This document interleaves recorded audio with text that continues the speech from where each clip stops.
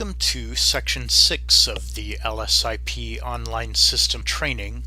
We'll begin with Language Survey Reports. Reports 1 through 3 include summaries of information in various forms.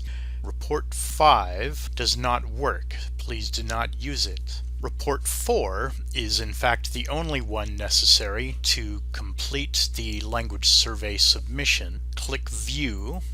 It opens in a new tab. These top portions represent actual units within CalHR, and they have not been completed because we've not yet done our survey this cycle.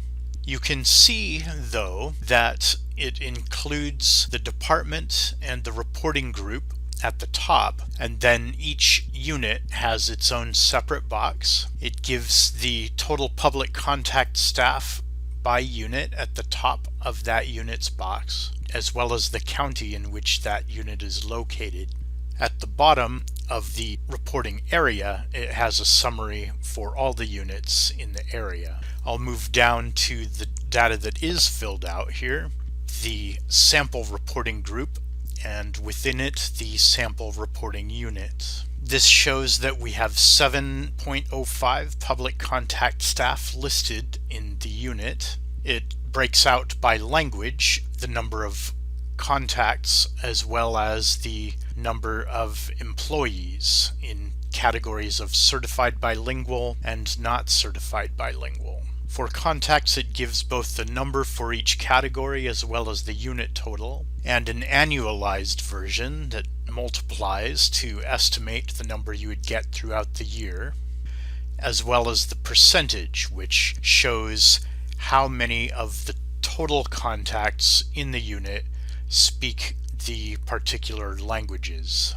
Under certified bilingual, the number of employees in that category, the number needed, it shows 0 for Burmese, even though we had customers who speak Burmese.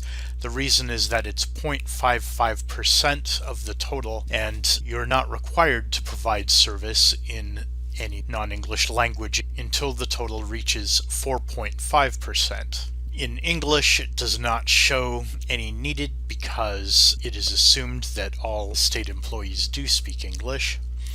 Under Spanish, it shows a 1.76. I'll explain how that's determined. The number of contacts here, 320, is 25% of the total contacts for the unit of 1,280. Because the total number of staff is 7.05, the computer multiplies the 25% of contacts by the total staff of 7.05 to determine that we need 1.76 certified bilingual employees in Spanish. Since we have 0, there is showing a deficiency of 1.76. This may not actually be the case, however, because when we complete the deficiency analysis, as shown during the analysis portion of the training, we reduced this deficiency, so it now shows an actual deficiency of 1.51. That other portion was able to be covered by employees in a nearby unit, we'll say. At the bottom, it shows for the report area what the totals are. If there are multiple units within the report area, all of them will be reflected in this report area total. And then the grand total, you can see here, shows public contact staff of 15.05 because we have 8 public contact staff listed in civil rights. And it's adding up contacts and employees from all the reporting units in all the reporting areas. That concludes the reporting section of the training. The processes and procedures section is next. Each of the questions in the processes and procedures area is directly tracking a question within statute, so please address each one thoroughly. Question 1. Describe in detail the procedure of how your agency or department identifies written materials that require to be translated. Once you've finished entering the answer, click Next. An appropriate answer to that would be that you determine which languages meet threshold in which units, and then determine which documents are used by the units meeting threshold. Question 2A. Provide a detailed description of your agency's procedures for identifying language needs at statewide and local offices. An appropriate response to this question is that once you've completed your deficiency analysis, you identify on report 4 what your staffing deficiencies are. Question 2B, provide a detailed description of your agency's procedures for assigning qualified bilingual staff to statewide and local offices. An appropriate response to this, test employees to be sure that they meet the qualifications to serve in a designated bilingual position, that you do designate the public contact position as bilingual. This is important because under most state civil service memoranda of understanding, an employee who's not receiving bilingual pay could decline to provide service in a non-English language. Click Next to continue. Again, remember, this is necessary to save your work. Question 3. Describe in detail the procedure your agency or department uses to recruit qualified, certified bilingual staff. This ordinarily would be done by indicating within the job posting that the position you're recruiting for is bilingual. During the recruiting process, verify that applicant test scores are acceptable. If there is a candidate you like who is bilingual but has not tested, you may make a tentative offer pending the outcome of testing. Question 4A. Provide a detailed description of any training your agency provides to its staff on the provision of services to non- or limited English-speaking individuals. This should include training that when someone comes to a public desk, employees use the language identification card. You may order those from us via bilingual@calhr.ca.gov. It also should include information about how to get assistance from a coworker that is certified or a contracted vendor to provide interpretation services. Question 4B. What is the frequency of training your agency provides to its staff on the provision of services to non- or limited English-speaking individuals? The training should be a part of your onboarding and orientation. Question 4C. What is the date of the most recent training your agency provided to its staff on the provision of services to non- or limited English-speaking individuals? At least annually, you should provide a refresher to your employees so that they remember how to secure an interpreter when needed. When you've completed all of those, click Next to continue, as that is the only way to save your work. Question 5A. Provide a link to the home page of your internet site where forms and processes for submitting complaints of alleged violation of the Act are accessible. According to statute, your homepage must include forms and processes for submitting complaints of alleged violation of the Bilingual Services Act. Remember to translate these forms and processes into all languages for which your agency meets threshold. Click Next to continue. Question 5B.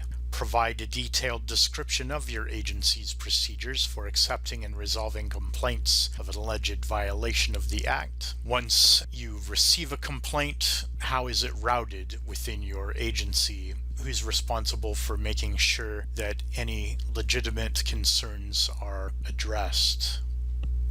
Click Next to continue. Question 5C. Please identify below the number of alleged complaints in each category by language and maintain, in accordance with your agency's document retention policy, all language access complaints received. Click here if you have complaints to add.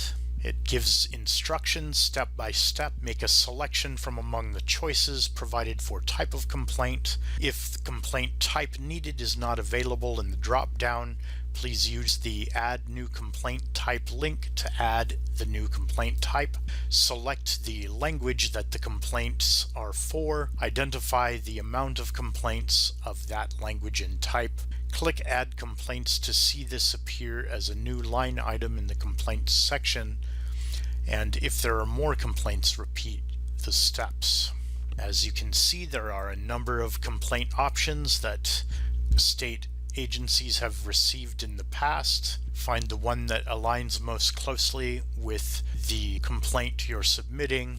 If you're unable to find one that does match, click Add New Complaint Type. Please do your best to find one that does already match, as this drop-down becomes crowded quickly if everybody adds too many new complaint types. You would put in the type of complaint here and click Add Complaint. Please do not enter a type that already exists. Once you've selected your complaint type and the language, then the number of complaints, hit Add Complaints, and it identifies here all of the complaints that have been entered. Because that is not actually a complaint CalHR has received, I will delete it. As with interfaces elsewhere within the language survey system, you may update complaints if there, for instance, were already complaints of this type identified in a prior cycle. You could add to the number here. You could cancel if you didn't intend to make a change and you mistakenly clicked on the complaint. And I'm going to delete this one. Once you've completed your complaint list, click Next to continue. Question 6.